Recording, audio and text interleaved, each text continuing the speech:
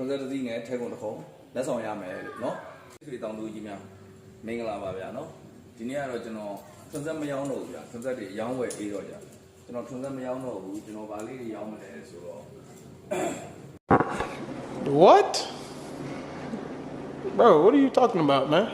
ခု2025လဲကုန်ပြီဖြစ်တဲ့အတွက်2026နှစ်ကူ promotion အနေနဲ့ကျွန်တော်ထွန်းဆက်မရောင်းဘူးဘာရောင်းမလဲဆိုတော့တော်လေးတွေရောင်းမယ်ဗျာတော်လေးတွေ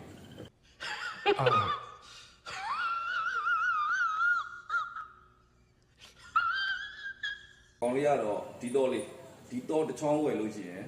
ကျွန်တော်ဟာဒီထွန်းဆက်ကြီးနဲ့ကျွန်တော်နောက်က6ဘန်းနဲ့ရမယ် Oh my god! နောက်တစ်ခု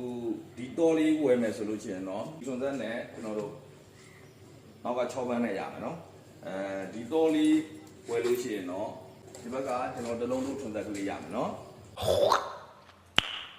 Nice. Nani? တော့လေး